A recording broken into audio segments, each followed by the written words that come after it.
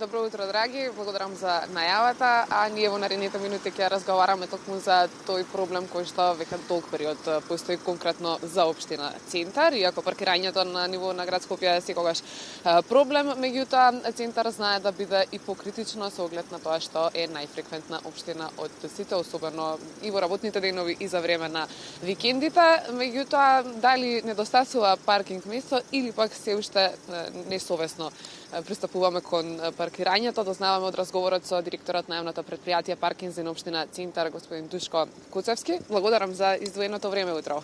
Добро утро и благодарам за поканата. Да започнеме со статистиката. Што велат бројките за изминатата недела, колку возила на ниво на општина Центар биле непрописно паркирани?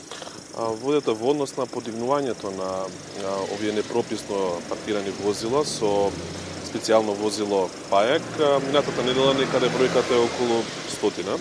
Вообичајно тие се подигнуваат исклучиво со налог, со утврдено непрописно паркирање од страна на службено лице, од сообраќајната полиција, а во одредени случаи од нашите служби кога зборуваме за резидентните паркиралишта, каде паркирањето е наменето исклучиво за резидентите од тој сектор. Тука би потенцирал дека главната цел на претпријатието не е санкционирањето, туку воведување на еден ред во сообраќајот, во паркирањето е едноставно подобро искуство за возачите во Центар. Имаат ли Пајакот полни рад за работа? Возилата од Пајак со оглед на тоа што, како што спомнав на самата најава, не само за време на работните денови, туку општина Центар е најфреквентна и за време на викендите. Токму затоа кој период можеби од неделата или годишно, доколку имате и таков увид, кога е најкритично и кога има најголема потреба од повеќе слободни паркинг места? Секако тоа се оние денови, дали викенд или можеби пред празници или слично, кога има најголема фреквенција на луѓе во Центарот, со тоа и најголема фреквенција на возила. Центар како Центар има повеќе видови на локали, на институции, на здравствени установи. Едноставно сето тоа привлекува поголема фреквенција на луѓе и со самото тоа привлекува поголема фреквенција на возила. А што се однесува до Пајак службата, нормално секогаш има одредена обврска, одредена работа низ текот на целата година и постојано работиме, постојано се вршиме својата работа, иако непопуларна кај оние возачи кои што непрописно паркираат, но ние се осваќаме како еден дел само од нашата работа во воведувањето на ред во паркирањето и во сообраќајот. Кога сме кај Пајак службите и казнувањето, Паркинзи на општина Центар веќе има достапни онлайн услуги. Колку граѓаните знаат за истото и колку ги користат? Тоа е позитивна работа. Една од позитивните работи во функционирањето е тоа што користењето на онлайн услугите на ИОП Паркинзи на општина Центар е во пораст и ние работиме на одредени мерки сега со новиот правилник кој што ќе стимулира дополнително тоа користење на онлайн услугите. Мислам дека е најефикасно и најбрзо за жителите да си ја завршат својата работа.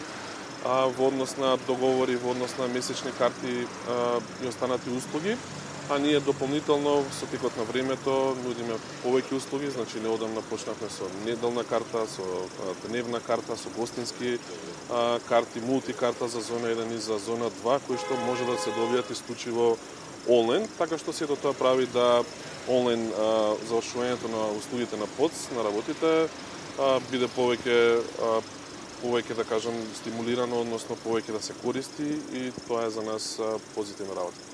Може би се уште ни недостасува свесност и совесност при паркирање и култура во сообраќајето, меѓутоа што покажува во однос на плаќањето казни на време, дали граѓаните се многу посвесни за тоа и на време ја завршуваат и таа? Поголемиот дел, односно да речеме над половина, плаќаат во однос на плаќањето, плаќаат уште во првите 24 часа, бидејќи има и размножување за половина од сумата, кое што и тоа е онлайн, така што ете и со таа мерка каде што размножувањето само онлайн го зголемивме на присутност на онлайн на разавршување на работите, да кажам, на корисниците на услугите на претпријатието. Така што одреден дел оди во плаќањето оди во наредните месеци и за жал еден мал дел околу 10% завршува на процес на така наречена присилна наплата, која што не е единствена правна мерка за да ги процесираме, да ги наплатиме своите побарувања и тоа што законски мораме како јавно предпријатие да поминеме.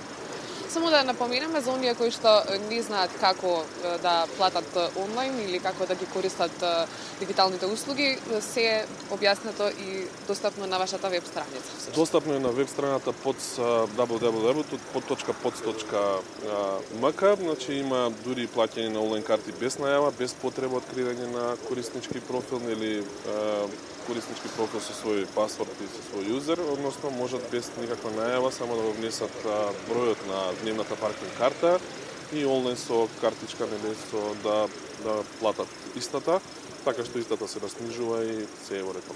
Пред да го заокружиме денешниот разговор, би сакала да прашам и каква е состојбата со хаварисаните возила, колку ги има на ниво на општина Центари, како се всушност како се преместуваат од просторот со цел да биде пренета. Ние имаме изминатиот година дена особено добар резултат во однос на подигнувањето на хаварисани возила. Најпрво со соработка со службите, со инспекцијските служби на општина Центар се поставува една налепница која што се информира собственикот дека има одреден даден рок од страна на инспекторатот за подигнување односно за дислоцирање на возилото, на тоа хаварисано возило, дали на свој приватна парцела или некаде, тоа е негова работа, негова собственост. Доколку истото не биде дислоцирано, тогаш паркинзи на општина Центар го дислоцира ова возило и согласно законските рамки го чува во депота, а понатаму нели е возможно носење во така наречени компании за рециклирање за отпад, така што можам да кажам дека во однос на хаварисаните возила во последнава година дена над 140 мислам дека се отстранети, така што секако дека можеби има уште или ќе се појават, но мислам дека е подобрена ситуацијата, а предпријатието континуирано работи на нивно отстранување, а секако паралелно со тоа е она акција каде што на собствениците на хаварисани возила предпријатието бесплатно им го однесува ова возило хаварисано до специализирана компанија, а финансиските средства за железо старо така речено ги добива собственикот на возилото, така што и тоа е уште една мерка на предпријатието со цел отстранување на овие возила од територијата на општина Центар. Благодарам многу за денешниот разговор. Благодарам и поздрав до вашите гледачи. Благодарам што бевте дел од Македонија наутро.